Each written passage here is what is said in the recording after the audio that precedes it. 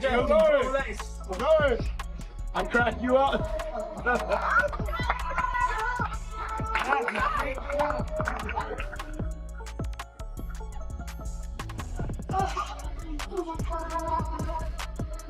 That's why, you know what the #1 job of somebody that sold their soul in Hollywood is? What? Is to act like it didn't happen. They all do the same job. So, you know what I'm saying? Like Nip came to me and said, I want you to mentor me, you know, I want to get into real estate, I want you to teach me all your, you know what I mean, like your business secrets, you know what I'm saying? I was like, whenever you got questions, pull up. And then on his last album, people do not know this. Somebody tried to jerk me, but I fixed it. I actually am one of the executive producers of Nipsey Hussle's last album. Victory Lap. Yeah, Victory Lap. I'm saying Lauren introduced me to Puff. Oh, got you. I mean, I knew Puff, but it was more of a personal relationship after, you know, we was at Cassie's birthday. Katt Williams just dropped another bombshell, and it looks like he's not done exposing the wild truths behind the scenes of the industry. Word on the street is, he's got inside info on the real link between Diddy and Nipsey Hussle. Now, no one knows exactly how Diddy's trial will unfold, but one thing's for sure, we're about to get some long-awaited answers, especially around all those rumors and theories surrounding what really happened to Nipsey. So here's the big question. What kind of game was Diddy really playing, and how did Nipsey end up caught in the middle? And more importantly, where does Katt fit into this whole puzzle? If you've been keeping up, you might have heard Lauren London's name come up in connection to Diddy's federal case. People are wondering, how is she involved? Why is she even being mentioned? But here's the twist. Lauren apparently knew about Diddy's shady behavior for years. She knew how he was treating Cassie and what he was really up to. In fact, some unconfirmed theories even suggest Lauren may have been one of Diddy's girls, just like Young Miami. So, with all that in mind, isn't it wild that she still went ahead and introduced Nipsey to Diddy? Hook up with the biggest rapper at the time. Everything's great. By the way, isn't she? Lauren is the one that introduced Nip to Diddy. Diddy couldn't even get to Nip, even though he had ties in LA. It was Lauren that brought Nip to him. And it wasn't just Jaguar Wright bringing this up, Nipsey himself confirmed it. Remember his interview on The Breakfast Club? He straight up said, "Lauren's the one who introduced me to Puff." That one line changed everything. I'm saying Lauren introduced me to Puff. Oh, got you. I mean, I knew Puff, but it was more of a personal relationship after, you know, we was at Cassie's birthday. Out in the streets, a lot of Nipsey's fans started to believe that Lauren London wasn't just the loyal girlfriend standing in the background. She might have played a much bigger role in his life than we thought. Some even speculate that she was placed in his life to keep him in check. Word is, she might have been Diddy's eyes and ears, watching Nip, guiding his moves, making sure he stayed on a certain path. But it doesn't end there. The connection between Nipsey and Diddy reportedly went deeper. In an interview, Diddy himself said, "Nipsey wanted to learn from me, how I ran my business, how I made my moves." Pay close attention to that quote, because we really need to unpack how shady that sounds. So, you know what I'm saying? Like Nip came to me and said, I want you to mentor me, you know, I want to get into real estate, I want you to teach me all your, you know what I mean, like your business secrets, you know what I'm saying? I was like, whenever you got questions, pull up. And then on his last album, people do not know this. Somebody tried to jerk me, but I fixed it. I actually am one of the executive producers of Nipsey Hussle's last album. Victory Lap. Yeah, Victory Lap. Fast forward to Nipsey's tragic death, and now people are looking back at those Diddy ties with fresh eyes. Was Diddy's influence really helpful, or did it end up doing more harm than good? And now, things are getting even messier, because Katt Williams has stepped in and he's not pulling any punches. He claims that artists who got involved with Diddy, like Nipsey, always ended up paying a heavy price. Just take a look. Cassie, Meek Mill, YK Osiris, French Montana, Craig Mack, Danity Kane, all of them have disturbing stories linked to Diddy. More and more, this so-called mentorship is starting to look real shady. And with old clips of Nipsey and Diddy resurfacing, the whispers are turning into real talk. Some folks now believe Diddy may have had more than just business on his mind when it came to Nipsey. What y'all doing? Lauren! Cassandra! What are you doing? Want some blue dot? In one resurfaced clip, Diddy is caught on camera licking his lips and staring at Nipsey, like he was admiring him a little too closely. Meanwhile, Nipsey's just vibing in the studio, completely unaware of what's happening around him, just locked into the music. Now, rewind to what Katt Williams said. Remember? He claimed he turned down $50 million, not once, but 4 times, just to protect his dignity. Makes you really wonder, what kind of twisted stuff was going on behind the scenes? Katt even said Diddy tried to pull him into it, but he wasn't having it. He shut it down, quick. Now, I've had to turn down $50 million 4 times. 4 times, just to protect my integrity and that virgin hole I was telling you about. Right, because P. Diddy be wanting to party. And you gotta tell him no. You got to tell him no. I did. Even Terrence Howard shared a similar story. At first, Diddy approached him for what seemed like a professional relationship. But things quickly took a strange turn. Terrence saw the signs and got out before it all spiraled out of control.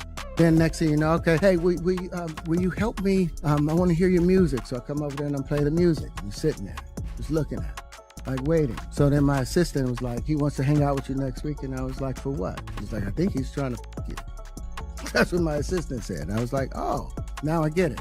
So now no more communication. Now you notice to be hands-off with somebody. A number of producers come in to make the approach, and you punch them in the mouth, threaten to knock their head off for talking to you like, or looking at you like you're a woman. You know, when you approach a real man about his masculinity, you're gonna get a real reaction. It's a difference when a guy walks in a room and when a man walks into a room. And a man don't take the same things that a guy would accept. So always be the man in the room. Now, people are starting to really connect the dots. There are growing rumors that Diddy may have been making advances toward Nipsey. And when Nipsey didn't play along, things got tense. And when it comes to Lauren and Diddy, the streets have been talking. Old photos have resurfaced showing Lauren and Diddy looking unusually close, with Nipsey right there in the background, like a third wheel in his own relationship. After Nipsey's passing, Lauren did an interview with Angie Martinez, and that's when things took a strange turn. She said it was Diddy who helped her cope with the grief. Sounds harmless, right? But then came the bombshell. According to Lauren, Diddy told her, "Look, boo, you've shown everyone what it looks like to love a man and hold him down. Now show them what it looks like when it all falls apart. That's your responsibility." And here's the part that shook people. He called her Boo. That was Nipsey's personal nickname for her. Why would Diddy use it? Unless there was a deeper, more personal connection between them? That alone raised serious red flags. While Nipsey was carving his own lane, moving outside the Hollywood system, Lauren still had deep ties to it. She had access, and once she brought Nip around Diddy, disaster struck.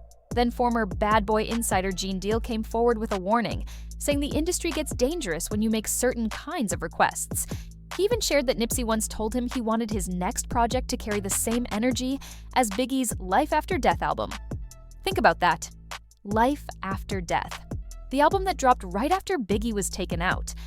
Now, you taking a spiritual person who's asking for something. He said, I wanted that same feel as Life After Death. That same feel was that Biggie got and he went on to sell about 10 million albums or 10 million copies.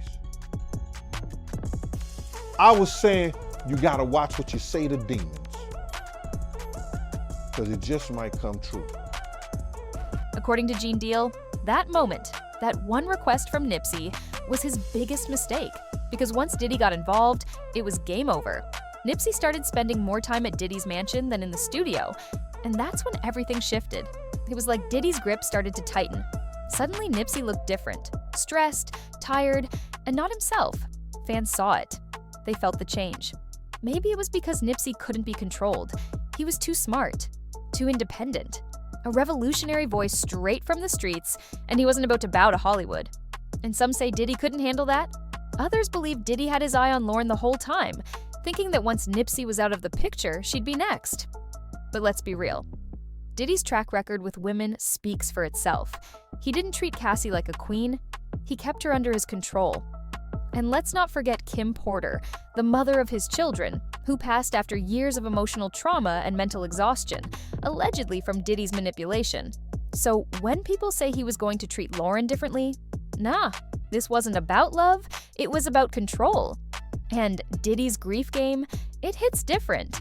When Biggie died, Diddy dropped a Grammy-winning tribute and launched his solo career off the pain. When Kim passed, he became the grieving single dad, playing the spiritual family man, while still caught up in mess behind the scenes. And when Nipsey was killed, Diddy rushed to post about Lauren. He talked about healing, legacy, pain. But what legacy did he really build with Nipsey? Every time someone powerful dies, Diddy finds a way to center himself in the tragedy. So the question is, was this just another move? Another legacy moment he was trying to manufacture off of Nipsey's death?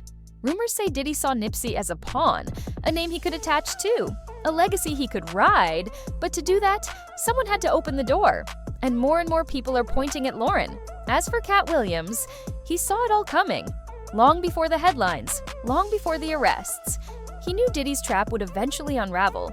Not just the parties, not just the contracts, but the blackmail, the setup, the truth behind the power. It's all catching hell in 2024. It's up for all of them. It don't matter if you Diddy or whoever you is. All lies will be exposed. So if you and a man was in a corner doing something you wasn't supposed to be doing, you will tell it. I know so many things I shouldn't know. When I walk in a room, heads go down. And trust the internet has a lot to say. One user didn't hold back, claiming Lauren was set up by Diddy to be with Nipsey from the start. They even pointed out how she thanked Diddy during the funeral. It's all about connecting the dots and asking whether people are ready to accept the bigger picture. Another commenter wrote, Diddy did the same thing to Big, got on the album, planned his death, and kept the royalties. With all the growing talk about Diddy's violent past and manipulative behavior, fans are now wondering, will Lauren ever testify? Was she just a victim caught in the storm? Or was she part of the play? And the biggest question of all, could Diddy have been behind what happened to Nipsey? Drop your thoughts in the comments. Because this story, it's far from over. And if you're here for the raw truth and bold takes, you already know what to do. Like, subscribe, and tap the next video popping up on your screen. We're just getting started.